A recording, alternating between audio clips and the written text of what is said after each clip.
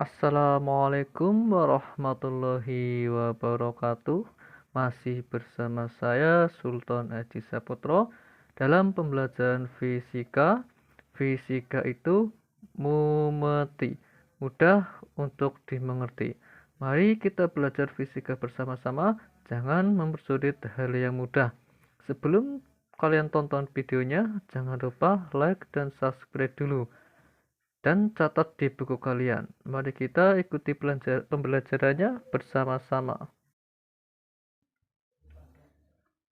Pada pertemuan kita kali ini, kita akan membahas tentang gaya normal dan gaya berat, dan juga nanti ada gaya gesek.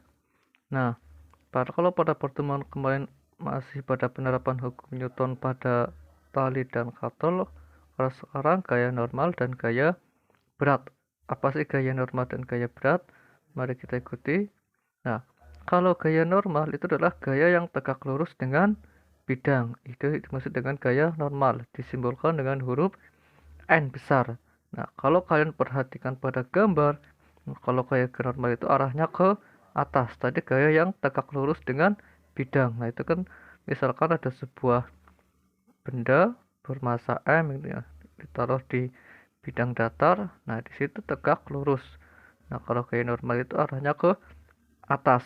Nah, kalau gaya berat itu arahnya ke bawah. Nah, kalau gaya berat itu disimbolkan dengan huruf W. W sama dengan M dikali dengan G. M itu massa, nah massa bendanya satuannya kilogram, G itu gravitasinya, percepatan gravitasinya meter per sekon kuadrat. Biasanya nilainya 10 meter per sekon kuadrat. Nah, tergantung di daerahnya, ada yang menulis 9,8, ada yang menulis 10. Itu gaya normal dan gaya berat. Kalau tadi membahas gaya normal dan gaya berat, nah sekarang gaya gesek.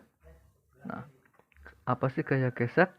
Gaya yang ditimbulkan akibat permukaan benda yang bersinggungan, itu namanya gaya gesek. Kalau kalian memindahkan benda tanpa mengangkat, itu kan berarti kan bergesekan. Nah, itu namanya gaya gesek.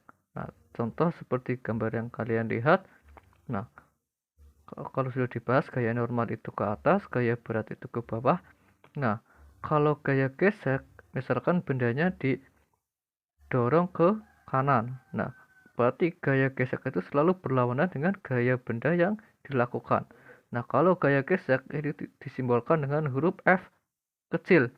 Nah, kalau gaya yang dilakukan benda itu F besar. Nah, itu perbedaan gaya gesek dengan gaya yang benda yang dilakukan. Nah, ada dua gaya gesek, yaitu gaya gesek statis dan gaya gesek kinetis. Nah, yang pertama itu gaya gesek statis.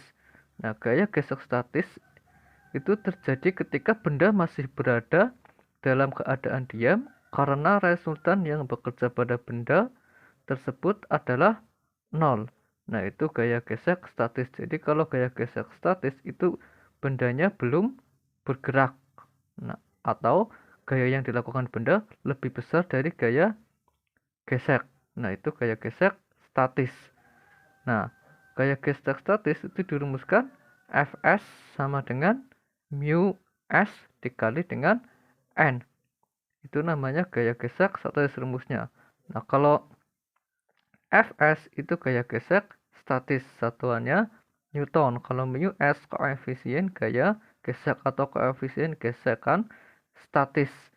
Nah, itu tentang gaya gesek statis.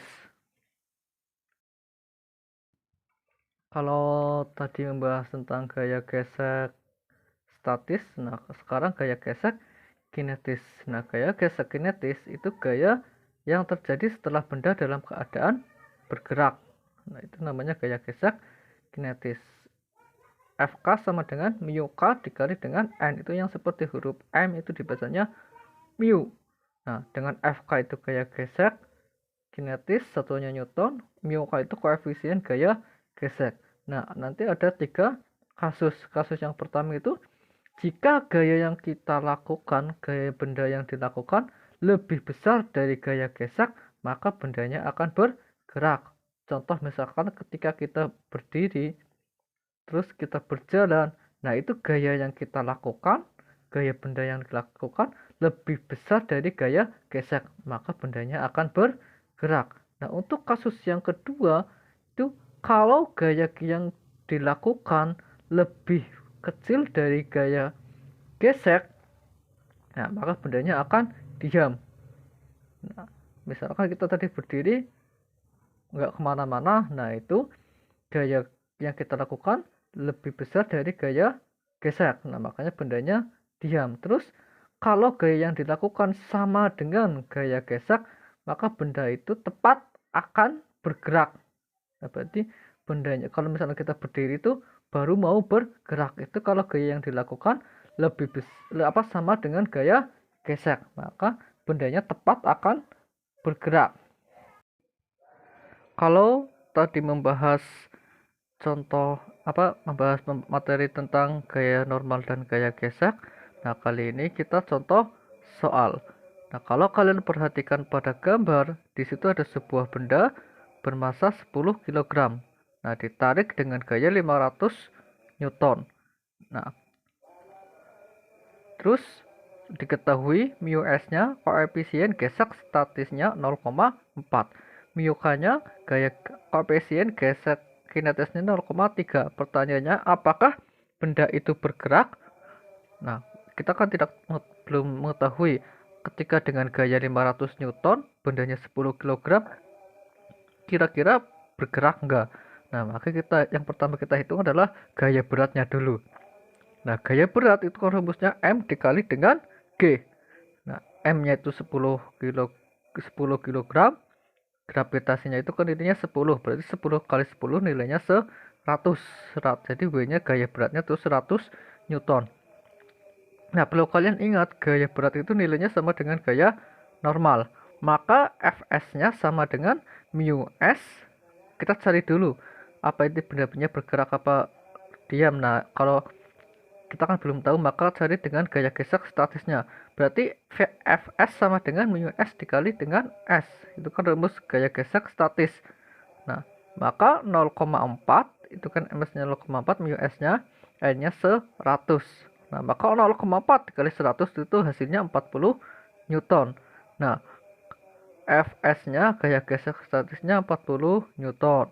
Gaya yang dilakukan benda 500 Newton. Nah, otomatis berarti gaya yang dilakukan benda lebih besar dari gaya gesek statis. Nah, berarti benda itu otomatis bergerak. Nah, kalau bendanya bergerak, berarti kita hitung dengan gaya gesek kinetis. Nah, gaya gesek kinetis itu kan rumusnya Fk sama dengan mu k dikali dengan N. Mu k-nya tadi diketahui nilainya 0,3.